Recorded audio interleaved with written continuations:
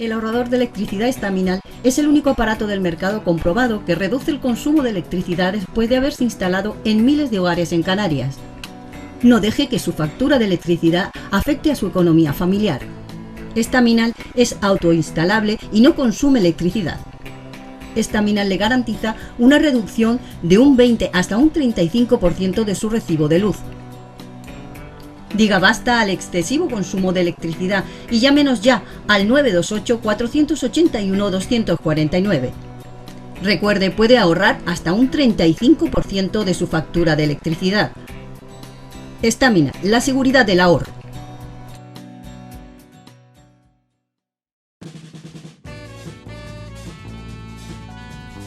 El ahorrador de electricidad Estaminal, tras muchos años de instalación en Canarias y ser elegido como producto del año en ahorro energético a nivel nacional, le ofrece la posibilidad de ahorrar de un 15 hasta un 35% de su consumo en su factura de electricidad. Sea cual sea su negocio local o industria, Estaminal tiene el ahorrador que se adapta a sus características. No se fíe de las imitaciones, Estaminal solo hay uno, con las homologaciones de la comunidad internacional. No deje que los gastos abusivos de electricidad afecten a la economía de su negocio. Pídanos presupuestos sin compromiso al 928-481-249. Ahorrador industrial de energía Estaminal, la solución a su excesivo consumo energético. Recuerde, ahorre de un 15 a un 35% de su factura de electricidad.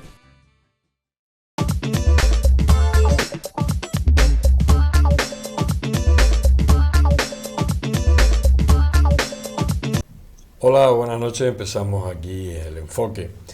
Como ven, el cartel que siempre anuncia el programa en este caso es Economía Española. Bueno, a lo largo de muchísimos años, tanto Ramón Rodríguez, buenas noches Ramón. Buenas noches José Luis y José Luis. Y José Luis Díaz, buenas noches José Luis. Bueno, pues yo creo que creo que fue en los años 90, bueno, hubo un programa, además dentro del foro laboral, que, bueno, coincidimos los tres y ahí hemos seguido. Han pasado los años, han pasado los programas y seguimos. Y hablamos un poco en general de la situación, de la economía, del trabajo, de tal. Bueno, pues ahora con esta economía que tenemos, que bueno, yo por llamarle economía, porque sinceramente yo creo que aquí no hay reglas, aquí no hay nada, aquí es el que llega primero se lo lleva y sálvese el que pueda y bueno, a ver quién tumba al que va adelante. Todo esto, bueno, vamos a intentar esta noche hablarlo. También estaba esa investidura en días pasados de Pedro Sánchez, bueno, que también ha tenido sus gracias para ser presidente, ha tenido que pactar muchísimo y ser, me imagino que también muchísimo, y todo esto ha hecho un país que, bueno, se supone que no está en crisis, o no es la crisis que nosotros nos tiene acostumbrados los protocolos, que si esto es una crisis, o como decía nuestro buen amigo Zapatero, desaceleración económica. Todo eso ahora ya casi ni tiene sentido ponerle nombre a las cosas, porque es como si todo estuviera hecho ya y esto hay que asumirlo y ya esto es fijo y aquí no pasa nada. Para hablar de esto, bueno, pues como les decía, llevamos pues 20 y tantos años que tanto José Luis como Ramón, bueno, son los asesores de este programa y ahí han seguido y hemos seguido y bueno, hemos hecho un buen trío de televisión. Ramón, hablamos de economía española, esta economía que, bueno, yo por decirle, por poner un nombre, porque yo no sé ni lo que estamos viviendo, no sé. Ves la política por un lado, ves cómo se hacía presidente un señor, esto vale todo, aquí hay que firmar, aquí se firma y aquí se arregla todo sobre la marcha. Pero eso por un lado, la economía que no tiene, no se rige por nada, sino cada uno, esto sale así y ahora se hace así y ahora vamos así y todos vamos para allá y todos vamos para acá. Sí, la verdad que es paradójico que cuanto más se ha tratado de institucionalizar el funcionamiento de los países, pues internacionalizando la economía, porque hoy en día sí que es cierto que nadie discute que estamos en una economía globalizada. La economía, no el resto de las cuestiones, por desgracia, porque si todo estuviera globalizado, pues podríamos ir en paralelo, tanto en el aspecto crematístico, o sea, dinero y demás vainas, con el tema de los sectores financieros y empresariales, y paralelamente a eso también los derechos sociales, ¿no? Que es fundamental que vayan aparejados, porque si no, esto no es una sociedad más o menos justa y equitativa. Se da esa paradoja de que donde sí que se han llegado a acuerdos con la implantación de las comunidades europeas, que fue una esperanza de evitar conflictos, sobre todo después de la Segunda Guerra Mundial, por la experiencia que eso dejó, pues se crea el acero al carbón, las distintas comunidades europeas, y se termina creando la Unión Europea, ¿no? Y en el papel, y también en algunas cosas hay que reconocer que sí que funciona. Ha habido reacciones de ciudadanos denunciando a su país, como el caso de España, y le han ganado el pleito al país utilizando el Tribunal de Justicia Europeo, pero que luego, en cuanto a que eso debía ser realmente una vía de solución para buscar pues más equidad, más justicia social, más equilibrio y demás, se ha convertido en un vicio. Y ves cómo todo vale.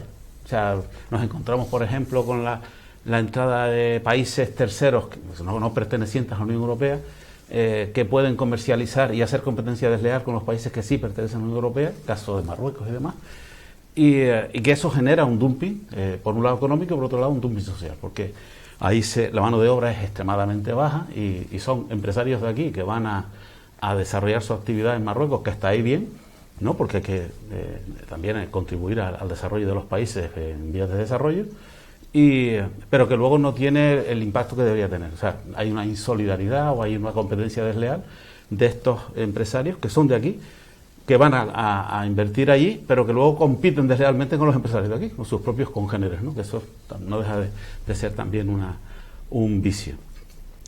Y luego, bueno, no sé si vamos a entrar con todo el paquete de la situación política que te repercute, obviamente, porque la economía sin la política no funciona y viceversa, tampoco, por tanto, está todo vinculado, y por eso estamos hablando de las comunidades europeas y demás. Y en el contexto español, pues bueno, sí que ves datos, porque yo a veces pues reviso un poco cómo va la cosa por deformación. Antes no hacía otra cosa que estar informando sobre el tema de la situación laboral, las prestaciones por desempleo, las jubilaciones y demás.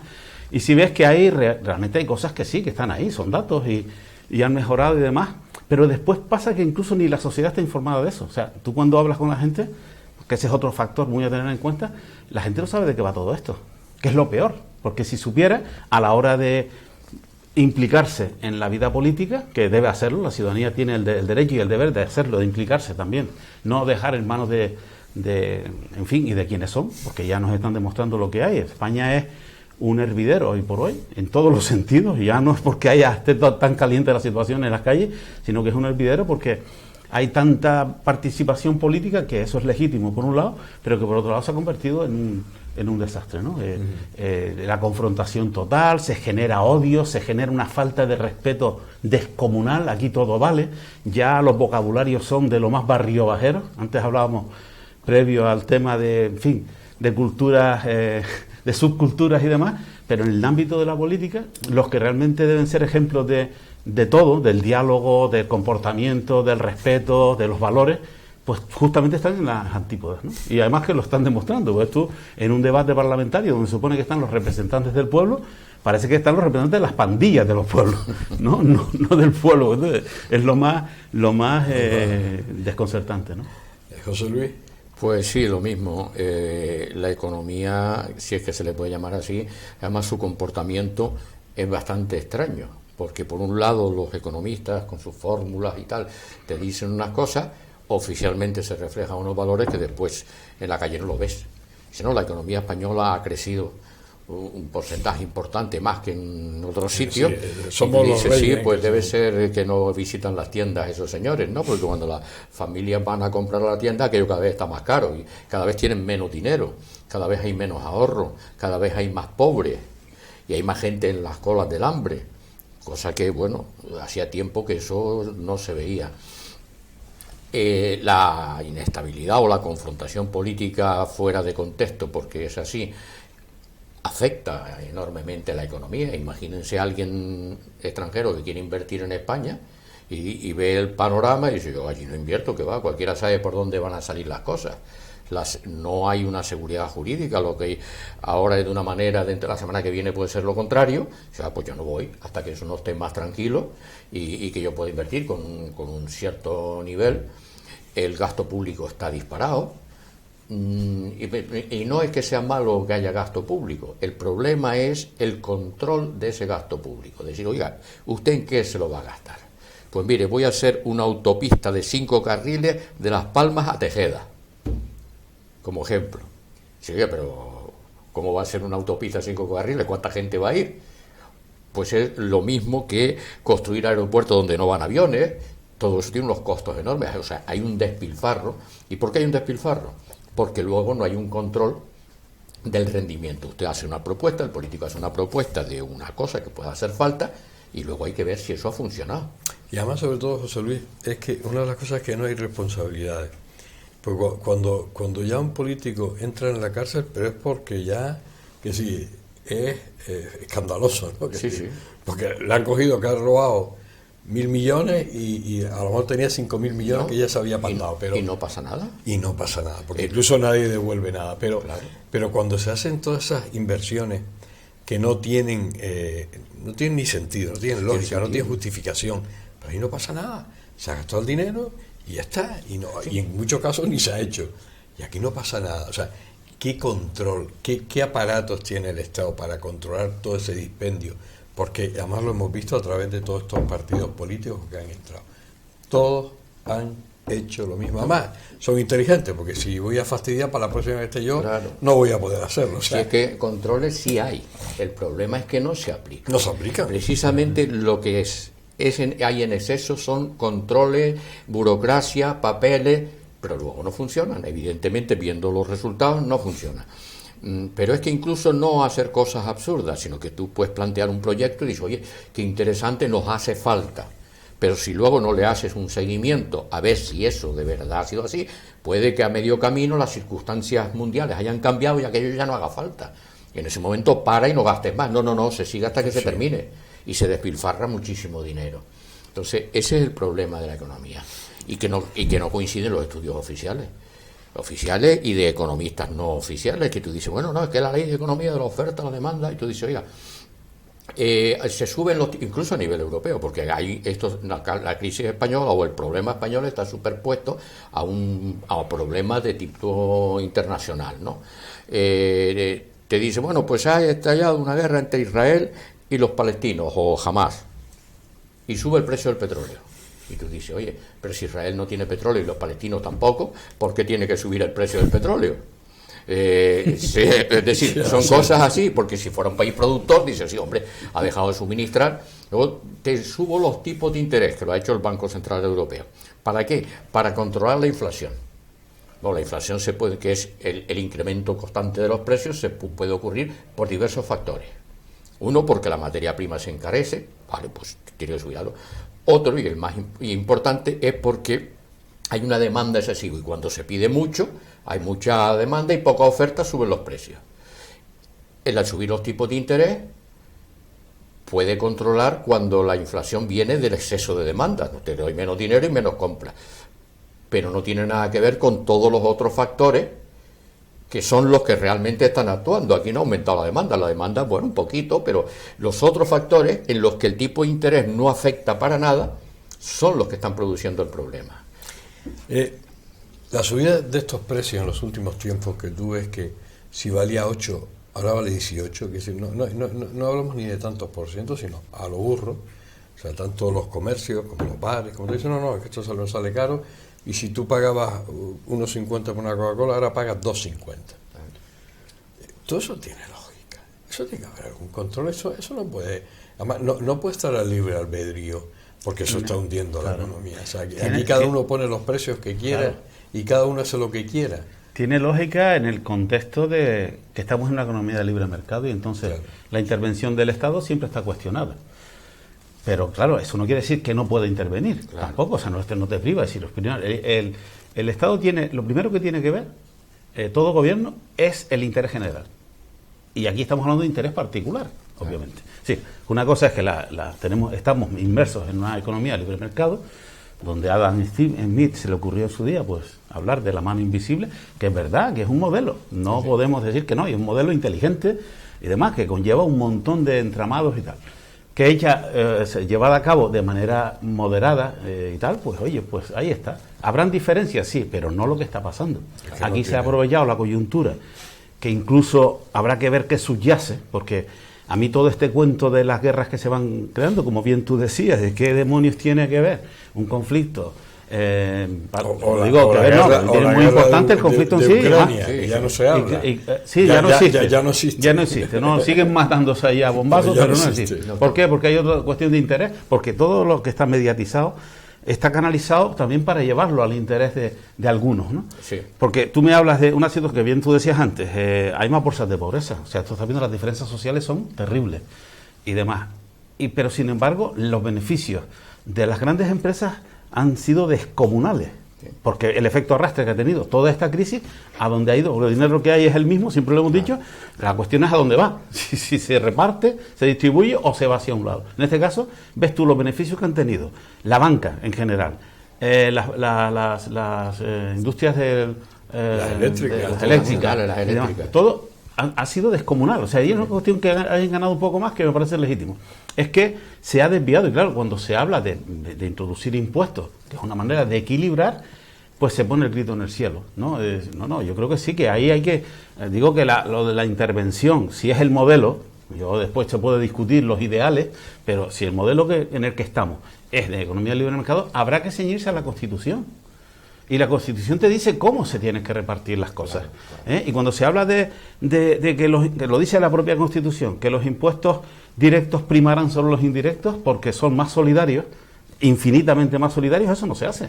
En la práctica no se hace. Tú no estás metiendo la carga impositiva al que más tiene, se la estás cargando básicamente al conjunto, que en este caso repercute negativamente en el que menos tiene y beneficia siempre al que más tiene, porque la harina le va a costar igual al que gana 1.000 que al que gana 0,1 la harina, pero el impuesto sobre el valor añadido, el impuesto sobre el rendimiento de las personas físicas va a ir en proporción a lo que tú ganes, a lo que tú eres capaz de facturar o de ganar y demás. Entonces ahí está mejor equilibrio. Pero ¿qué pasa? Que ningún gobierno se ha preocupado en esencia de cumplir la propia Constitución, que es otro tema, ¿no? Porque es para meter un monográfico sobre qué es Constitución y qué es nuestra vida. Claro. Estamos en las antípodas. Vamos a hacer un pequeño alto. Estamos hablando con José Luis Díaz y Ramón Rodríguez. Estamos hablando de esta economía española, esta economía que nos tiene inmersos sobre todo en que no sabemos a dónde va a ir.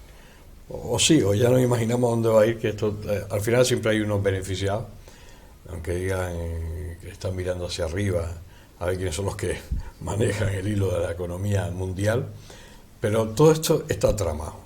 Ya yo creo que la gente de a pie ya sabe que esto no sucede casualmente.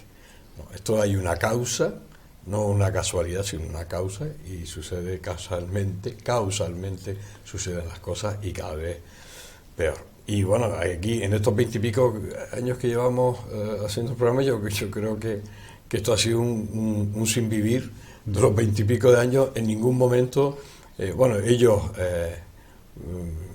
hicieron de brujitos y la gran crisis del 2008, lo decían que iba a haberla en el 2005, 2004, ya ellos avisaban. O sea que ha sido sin vivir todos estos años y seguimos.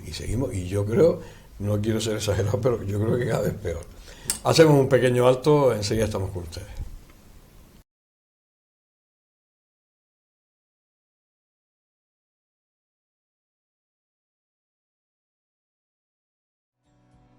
El ahorrador de electricidad estaminal es el único aparato del mercado comprobado que reduce el consumo de electricidad después de haberse instalado en miles de hogares en Canarias. No deje que su factura de electricidad afecte a su economía familiar. Estaminal es autoinstalable y no consume electricidad. Staminal le garantiza una reducción de un 20 hasta un 35% de su recibo de luz. Diga basta al excesivo consumo de electricidad y llámenos ya al 928 481 249. Recuerde, puede ahorrar hasta un 35% de su factura de electricidad. Staminal, la seguridad del ahorro.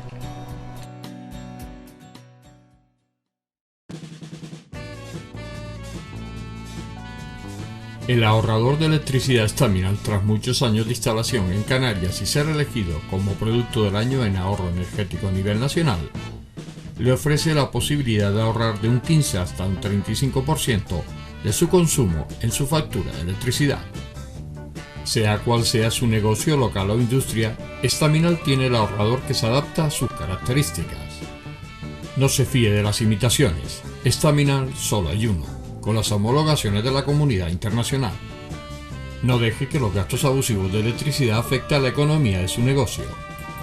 Pídanos presupuestos sin compromiso al 928-481-249. Ahorrador industrial de energía Staminal, la solución a su excesivo consumo energético. Recuerde, ahorre de un 15 a un 35% de su factura de electricidad.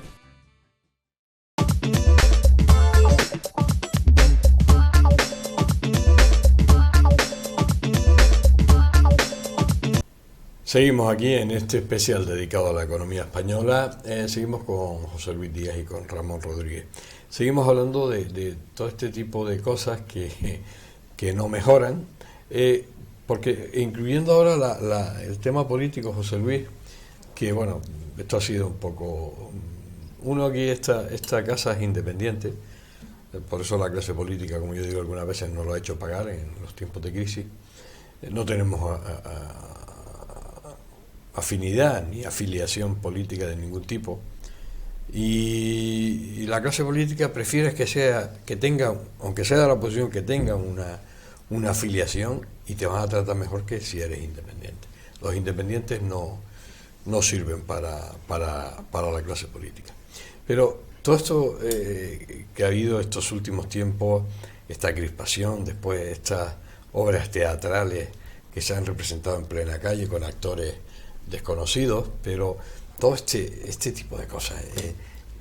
La verdad es que es un auténtico espectáculo, ¿sí? Pero un espectáculo a todos los niveles, en la calle, en el mismo Parlamento, en los debates políticos. Hasta ahora hay muchas cosas que te asombran, porque hasta ahora todos los partidos más o menos serios,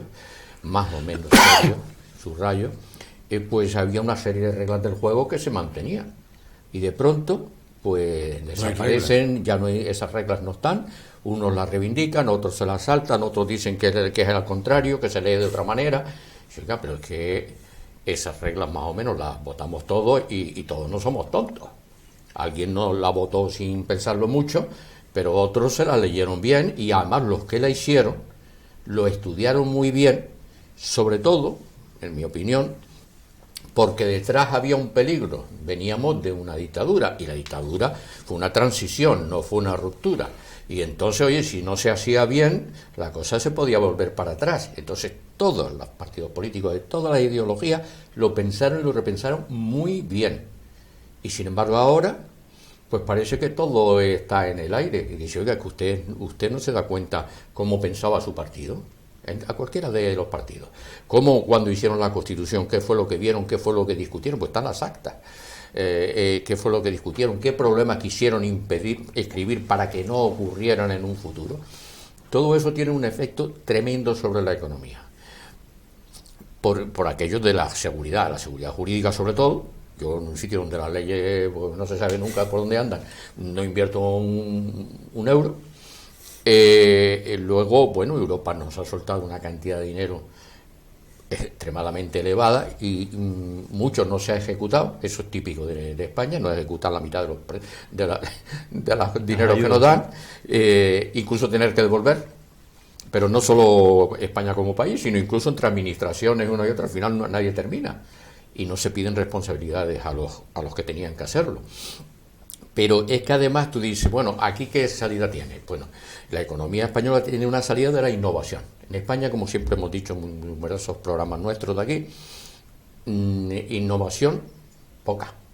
No se investiga, se emplea muy poco en investigación y desarrollo, que es lo que te va generando, como ocurre en otros países, la capacidad de una economía de adaptarse y de competir, porque los otros sí lo hacen, y algunos de una manera muy fuerte. Si no, es que aquí somos tontos. No, miren, para comprobar eso solo hay que ver la oficina de patentes. La oficina de patentes tiene más patentes en el extranjero, se registran más patentes con origen español que en España. ¿Eso qué significa? Que el que tiene un invento interesante de avance dice, no, lo registro en el extranjero porque aquí no me lo van a tener en cuenta o no me lo van a dejar funcionar. Lo cual tiene un significado. Hay capacidad, hay creatividad suficiente en los españoles, pero el sistema no les deja. Es más, a lo mejor le ponen una piedra encima para que no se note, que es lo que se está viendo. Vayan a la oficina de patentes, miren cuántas se registran en España, miren cuántas se registran en el extranjero con su origen, y resulta evidente, investigación y desarrollo. Y cuando se hace una investigación y desarrollo y se crea incluso hasta ministerios para transiciones y cosas de ese estilo, dice, bueno, pero ¿en qué lo están invirtiendo? Bueno, pues España tiene fibra óptica por todos los lados. Pues eso está muy bien. Pero y después, aparte de poder comunicarnos, ¿qué se hace con esa comunicación? Se gestiona mejor, se adapta, se emplea para obtener otros desarrollos, se sigue trabajando, no, dentro de X tiempo esa fibra se quedará obsoleta y aquí no hemos sacado nada. Es decir, no hay una continuidad. ¿Eso está en manos privadas? Bueno, hay un problema. La mayoría de las empresas en España son pequeñas o medianas. Es decir, hay un tejido industrial muy fragmentado. Claro, la empresa pequeña en investigación y desarrollo pues puede invertir muy poquito. Pero sí podía haber una normativa estatal que dijera, oiga, el 1% de sus beneficios, por decir una cifra, la tiene usted que reinvertir en mejorar su producto. Claro, el que tiene poco, pues bueno, lo invierte poco porque el 1% será poco y el que tiene mucho invertirá más. Eso no se hace. Aparecen las subvenciones. Hombre, las subvenciones están muy bien porque el Estado de alguna manera con las subvenciones es el que se hace garante de desarrollos que pueden tener riesgo, pueden funcionar o no, y una empresa dice, oye, yo no me meto en ese asunto porque y si sale mal, pues quiebro. Bueno, esas subvenciones hay que gestionarlas bien. Hay algunas regiones de España que las gestionan bastante bien, pero no todas. Y esto, como digo yo siempre, es un barco donde tienen que funcionar todas las partes, porque si alguna no funciona, el barco se hunde. Y además debe tener un capitán y además ser bueno. No un montón de capitanes. Para algunas cosas no puedes regionalizarlo todo. Hay asuntos que son de ámbito nacional y asuntos que son de ámbito local. Canarias. El gobierno de Canarias, como lo está haciendo, porque también parece que no da una derecha, ¿no? Está todo esto ya confabulado a nivel nacional, que los gobiernos autonómicos están bailando al son de... Sí, desgraciadamente es así. O sea, aquí por ejemplo, como veíamos con esta gente, con ese diputado que tiene en el Parlamento, que primero iba para un lado, que después iba para otro, que ahora no, y ahora vamos a conseguir con ese diputado va a dominar el mundo. O sea, es una muestra clara de cómo está el panorama. Es decir, no tienes una referencia, no tienes luz propia, y estás dependiendo siempre de todo lo que pudiera llegar a pasar, no lo que tú puedas producir, lo que puedas ser capaz de proponer para resolver problemas estructurales que tiene Canarias, y por desgracia es demasiado tiempo, ¿no? Las diferencias sociales, el tema de laboral, el tema de la propia economía, el desarrollo económico, el salir del monocultivo del turismo, diversificar la economía, que tenemos elementos para eso. Tenemos recursos, pero no se desarrollan. No, como decía José Luis antes, dinero que se devuelven a Europa porque no son capaces de ejecutar los proyectos que presentas como una vía de solución. Hemos estado como región objetivo 1, somos región ultraperiférica, seguimos siendo preferentes a la hora de recibir ayudas, pero luego no se sabe gestionar. No tenemos buenos gestores, ni políticos ni técnicos. O sea, es que no, y si los hay técnicos, los políticos los bloquean. Por tanto, hemos estado siempre con ese hándicap de poder avanzar por la ineptitud política. O sea, fíjate que ahora estamos hablando del conflicto que se ha generado para la conformación de un gobierno, que creo que son 8 partidos los que hay, para constituir ese. Quiero decir que han prestado su apoyo de una u otra manera a cambio de, pero que tienes que depender de eso. Es decir, las políticas de Estado para las comunidades autónomas no deberían en principio depender de que si te apoya o no te apoya. Será porque objetivamente son necesarias y las tienes que poner ahí.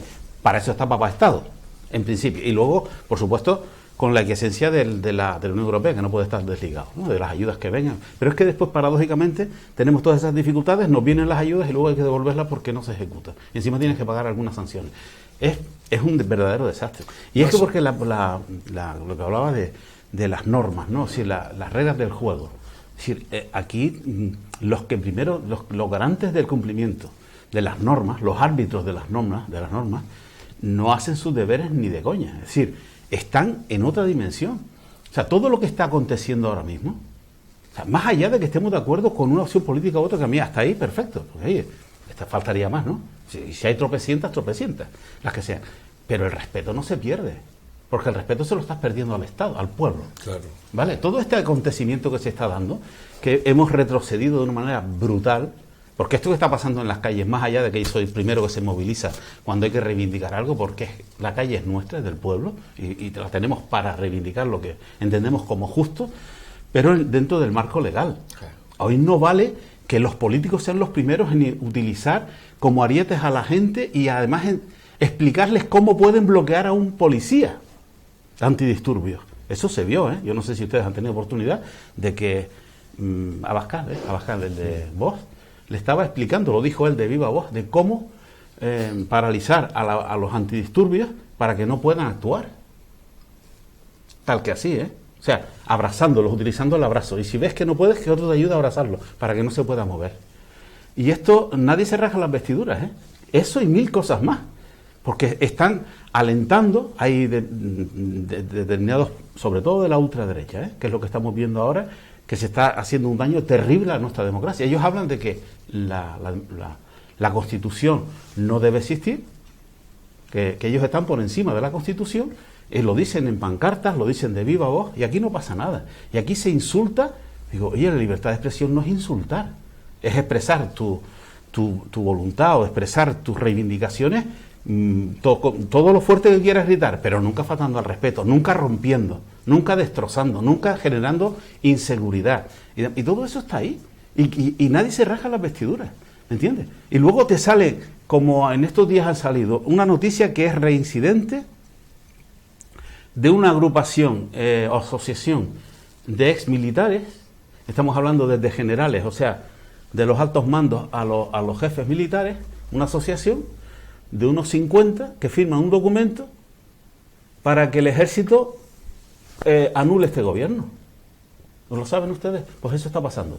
Eso está pasando y además está documentado ya. Hay un mismo general que hizo este manifiesto en 2018 que decía que en España había que fusilar a 26 millones de españoles. ¿Eso es verdad o no es verdad? Eso es verdad que ha pasado. Y es que no pasa nada. Y ni jueces ni fiscales, que son los garantes de que la ley se cumpla. Aquí estamos hablando de odio, cuando menos, por no hablar de genocidio. O sea, de una intención, una intencionalidad de genocidio o tentativa de homicidio, o como lo quieras llamar. Pero es que está pasando. Y aquí, o sea, fíjate cómo está todo el panorama, que se están confundiendo todos los términos. Es decir, tenemos los tres pilares del Estado, ¿no?, digamos la idea de Montesquieu como formato, pero en la realidad, en la confusión esta que se está generando, donde unos dicen, los jueces se anteponen, eso me parece, y a mí me pueden decir lo que quieras, pero un juez no está para interpretar una iniciativa política, está para juzgar esa iniciativa política cuando se apruebe esa ley. ¿Cómo pueden estar los jueces cerrándose en banda ante una iniciativa de alguien que, por muy loca que sea, sabes que en el Estado de Derecho, una vez que eso se tramite y se apruebe, tú como juez vas a anular todo aquello que sea anticonstitucional? ¿No es ese el modelo en el que estamos? Pues no se cumple. Y aquí nadie será... Si los garantes del cumplimiento son los primeros, porque yo no sé cómo llamarla eso, no sé cómo llamarla eso. No sé, para mí se puede ser hasta prevaricación. Pues como los jueces, los máximos garantes, estamos hablando del Tribunal Constitucional, claro, como son de donde son, pues actúan en base a los mandatos que les dan ideológicamente. Y hablan de que se está judicializando la política. Y yo entiendo que no, que se está politizando la justicia, que es diferente. O sea, que es un poco complicado todo esto, ¿eh? Que nos tienen como zarandeando a la sociedad con algo que no tiene por qué pasar, porque las reglas, como tú bien decías, están establecidas, solo hay que cumplirlas. Sí. Y luego, si alguien está equivocado, que pague. Lo que pasa es que también se ha tergiversado por todos los lados. Yo hace poco vi que se había abierto un expediente a unos representantes de cuerpos de seguridad del Estado, en este caso de la Guardia Civil, porque dijeron que estaban dispuestos a derramar su sangre para defender la Constitución y las leyes. ¿Cómo se puede abrir un expediente por algo que han jurado hacer? Ellos ir a ser militares. Un militar, imagínate que diga, no, yo voy a derramar mi sangre por España, ni hablar una tirita, bueno, puede ser. Pero perdona el contexto, José Luis, perdona el contexto. Es que se da por ello, a ti no te hace falta. Mira, primero, si la ley prohíbe la sindicación de los guardias civiles es por algo, ¿no? Eso, en la Constitución lo contempla. Son militares. Y juraron por tanto, eso cuando... Vale, entonces tú te ciñes a las órdenes que recibas. Ahí no te tocó. Tú juraste bandera, ¿no? En su día. Sí. Y vamos a ver, y ahora toca derramar la sangre. ¿Es que acaso tú no tienes que derramar tu sangre? No hablaban de los demás, hablaban la propia. Lo de derramar la sangre de otros, de los 26 millones, lo dicen otros militares. Pero yo creo, otros militares. Pero estos que son militares se han dignado a hablar ahora, en el contexto en el que estamos dispuestos a derramar hasta la última gota de sangre. De mi sangre. De su sangre. Claro. Pero no faltaría más. Pero espera. Pero faltaría más. Pero es el juramento que hacen todos, pero los militares. ¿Pero por qué lo sacas aquí? ¿Es que acaso no tiene eso una connotación? Mira, yo puedo decir, oiga, yo respeto la Constitución. Yo la voté que sí y bueno, y la respeto. Y cuando fui funcionario, prometí, o en este caso yo juré, cumplirla y hacerla cumplir dentro de mis posibilidades. Pero, y lo puedo repetir las veces que sea, el repetirlo determinado, oiga, que alguien diga que defenderá la Constitución, oiga, es que para eso está usted. Ese fue el juramento que usted, o promesa que usted se comprometió, y no tiene que sacarse de contexto. Yo creo que ese expediente, eso sobra, porque no tiene ningún sentido. Oiga, es que un militar diga, yo estoy dispuesto a defender España, estaría bueno que dijera, no, discrepamos, pues, entonces sí habría que abrirle. Eso mismo dijo Franco.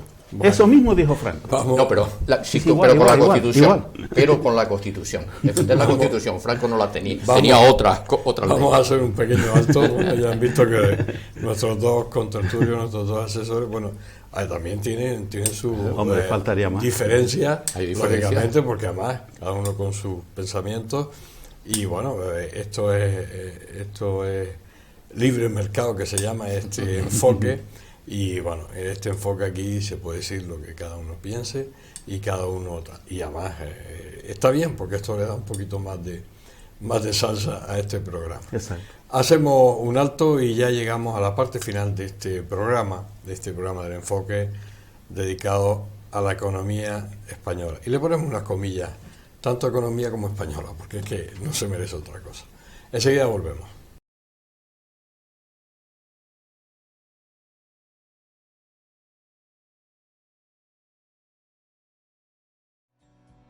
El ahorrador de electricidad estaminal es el único aparato del mercado comprobado que reduce el consumo de electricidad después de haberse instalado en miles de hogares en Canarias.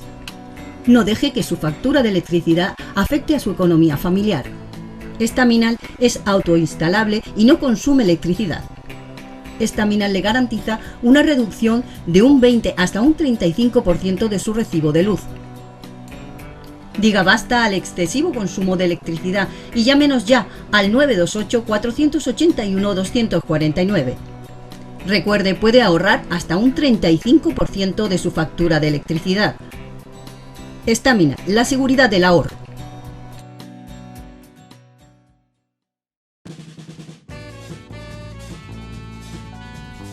El ahorrador de electricidad Estaminal, tras muchos años de instalación en Canarias y ser elegido como producto del año en ahorro energético a nivel nacional, le ofrece la posibilidad de ahorrar de un 15 hasta un 35% de su consumo en su factura de electricidad.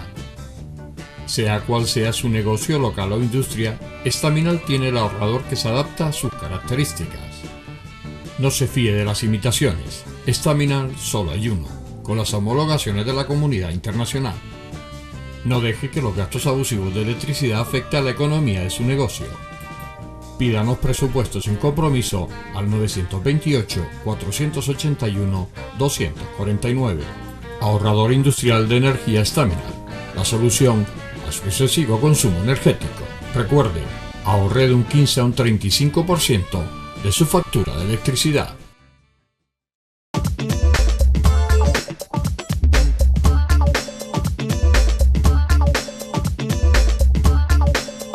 Llegamos a la parte final de este programa dedicado a la economía española, dedicado a la política, dedicado en general a lo que viene sucediendo en estos últimos meses, esta crispación, porque también decía José Luis que bueno, que la gente está como abobada, ¿no? Un término muy canario, que bueno, todo lo que está pasando y la gente está como viéndola venir, ve la tele, a lo mejor en un bar escuchas alguna opinión que se intenta revelar, pero porque incluso estas salidas a la calle, estas obras teatrales que hacen, que están completamente estudiadas, y además tiene su guión, tiene su director de la obra y todo esto a lo mejor no es el pulso del pueblo, porque el día que salga el pueblo a la calle, vamos, más de uno de la clase política va a tener que correr para que no lo coja. Al final aquí, Ramón, las soluciones, siempre lo hemos dicho, hay, pero no se toman. No se toman porque no se practica el desarrollo de habilidades sociales, donde por llamarlo en términos muy así muy globales, donde el rol que tiene que desempeñar cada quien o sea, aquí se confunde todo. Esto es que el ejército de Pancho Villa, pero sin código, ¿vale? Entonces, a pesar de que tenemos los instrumentos, y José Luis lo decía antes, los filtros existen. Claro, pero los no filtros se utilizan. Están para el autocontrol, es decir, que llegado al punto se va a pillar el problema. Bueno, muchas veces no pasa de largo y no. ¿Por qué? Porque perro no come perro. Seamos, que sea esto un poco chabacanero, pero bueno.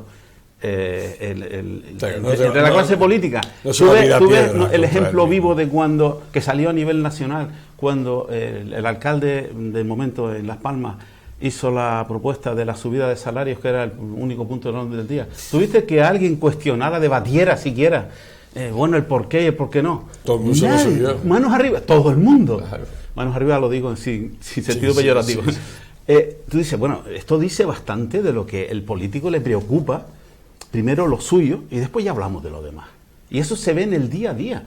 No existe cultura de lo público, del compromiso, de tener ese concepto que debería tener todo político, que además debería pasar Ramón, las pruebas. En los inicios de la democracia, la gente creía, aquellos políticos de aquella época, cada uno vivía de su trabajo y su tal, y estaban implicados en cambiar, llegar a una democracia, en cambiar, en crear una constitución, todo eso desaparecieron ese tipo de... La pena es que se da una gran ironía, ¿no? O paradoja. ¿Quiénes crearon la constitución? ¿Quiénes crearon, quiero decir, proponer el texto, ¿no? Pero que es que había que ponerse de acuerdo para un texto en una situación extremadamente delicada. Es decir, que vamos a cambiar un formato de un modelo de Estado, de una dictadura a una democracia, y además adaptar esa democracia a un sistema que ya existía en Europa, una constitución moderna.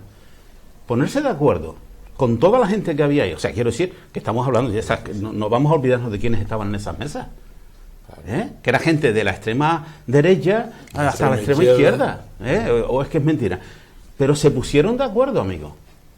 Y redactaron una constitución que creo que la aprobó el 78% del pueblo, ¿no? Sí. Más allá de cualquier historia. No la votaron algunos que están hoy todavía gobiernan. Bueno, no la votaron. Estaban en contra porque querían que no se cediera tanto. Porque es verdad que en esa constitución negociar significa ceder. O el que pretenda ganar en una negociación, que está perdido.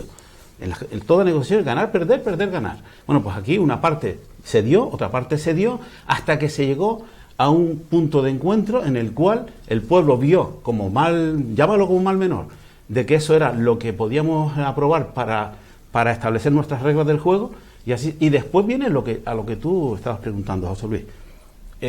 ¿Quiénes seguían siendo esas personas diferentes? Aquí costó legalizar el Partido Comunista, costó muchísimo. Iba a decir Dios y ayuda, pero bueno. Costó un montón que se aprobara, que existiera un partido de izquierda comunista, fascista, marxista y demás. Entonces, con todas esas dificultades, en aquellos tiempos la política era de otra manera. Claro. Era más seria. Los planteamientos eran coherentes.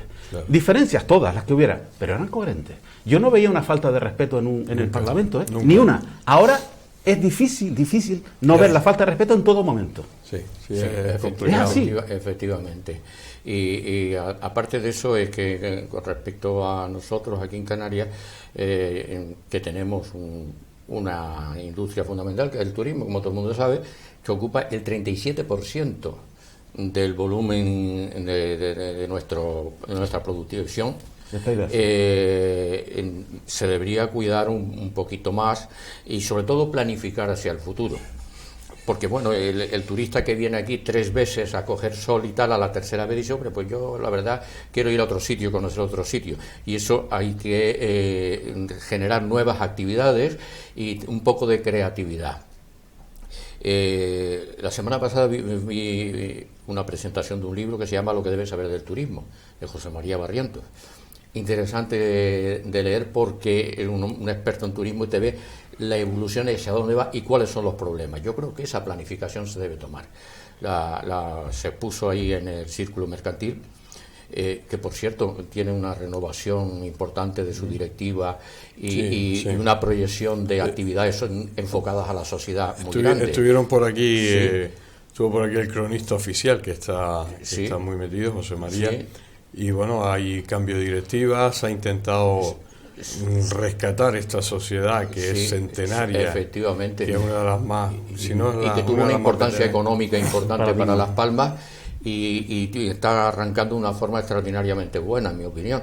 Pero bueno, el libro este que te digo es interesante, de que sobre todo se planifique el turismo hacia el futuro, de no repetir lo mismo, de tener unos precios disparatados, no, y sobre todo fidelizar a una serie de gente que vienen y que se pueden ir a otros sitios que van a competir con nosotros y con precios mejores, probablemente, Turquía y por ahí. Ahora no, porque tienen esos conflictos, pero cuando los conflictos de ahí se resuelvan, pues lo mismo lo perdemos. Entonces hay que fidelizarlo y también, como hemos dicho algunas veces en estos programas, el implementar otro tipo de industria no contaminantes, como hizo Irlanda con la informática, que favoreció el desarrollo de empresas informáticas que no estropean el medio ambiente, pero que generan un valor añadido importante. Entonces, si esa planificación se hace, y sobre todo también una cuestión, de decir, bueno, los beneficios de la industria turística, que es la más importante nuestra, ¿dónde van? ¿Cuánto? Pues no solo dónde van, lógicamente van a los inversores. ¿Qué parte de ese beneficio se reinvierte productivamente en Canarias? No solo en la parte turística, sino en diversificación. Pues habría que cuantizarlo y favorecer por normativa que todo eso evolucione para no depender solo de un cultivo. Porque si un día se les ocurre a los turistas no venir, pues aquí sería una tragedia. Entonces hay que tener otras alternativas que se pueden ir desarrollando, apoyadas en esa industria en la que somos punteros, pero ese puntero no se puede vivir de los laureles, hay que ir mejorándolo, reinvirtiendo, mejorando la planta, la profesionalidad de la gente, porque no basta solo con los sueldos de la gente que trabaja en los hoteles o en toda esa industria, sino también en añadir otras cosas y otras actividades, promociones de ese mismo turismo, pero con cosas añadidas para que el que haya venido aquí 4 veces, pues ya no solo venga a tomar el sol, también a tomar el sol y la playa, pero a su vez tiene una actividad determinada en la montaña, cultural, en fin, ese tipo de cosas yo creo que es el camino interesante para que Canarias no se quede ahí plantada o estancada. ¿Vamos? Hombre, está claro que lo que no se ha hecho con Canarias es que tuviera una industria, que la poca industria que había se la han ido comiendo, y por aquí me están haciendo señales de que se nos ha acabado el programa, pero han ido desapareciendo la industria, cuando aquí podía haber existido la industria del I+D, que es muy fácil, además está Irlanda, hay muchos sitios y además Canarias está muy bien colocada, pero aquí algunos intereses por ahí de arriba no les interesa que Canarias crezca, que Canarias sea importante, que Canarias sea una sola cosa. No, que sean muchas islas y estén con los pleitos insulares y que al final no haya unión y al final, pues bueno, pues aquí estamos, siglo XXI y poco más, que casi nos trasladamos al siglo XV, cuando venían para acá los españoles a colonizar estas islas, y poquito más ha cambiado. Es doloroso decirlo, pero lo vemos, que hay intereses creados que no tiran, porque no se puede estar con el turismo, y se sigue hablando de eso, y nosotros lo hemos hablado muchísimas veces, y al final sigue el turismo como fuente principal de suministro de estas islas. Y encima, como cuando la vaca gorda del turismo no repercute, nunca ha repercutido en el de a pie. Cuando han ganado muchísimos los hoteles, han ganado muchísimo dinero, en los trabajadores no repercute en las islas, no se ve riqueza en las islas. Somos el archipiélago la región con más desempleo. O sea, ¿qué estamos hablando? Cuando tenemos un turismo todo el año. ¿Qué pasa? Que entonces el turismo tampoco significa fuente de riqueza, que es fuente de pobreza. Pues arrégleme esto. Me quería desahogar. Ya aproveché un par de minutos, Ramón, y dije, bueno, voy a aprovechar que me dejan este minuto de gloria, este púlpito para desahogarme, pero es así. Ramón Rodríguez, gracias por estar aquí. Sabes que bueno, eres fijo aquí en esta casa y te queremos muchísimo, y dentro de poco volveré a estar por aquí. Lo sé, y es recíproco el cariño, así que viva muchos años más. Exactamente, pues José Luis lo mismo, sabes que somos tocayos y amigos, y bueno, yo creo que hacemos un buen equipo aquí. Incluso hoy hemos tenido diferencias, que eso pues le da también un poco de salsa a este programa. Pues si todo el mundo está de acuerdo en los tres, aunque en el 90% estamos de acuerdo, porque las cosas están ahí, nadie las paga, nadie las arregla, y lo decimos y lo volvemos a decir, pero aquí nadie pone pues esa manita para resolverlo.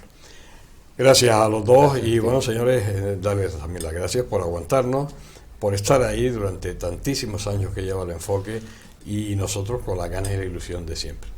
Les espero la semana que viene. Hasta siempre.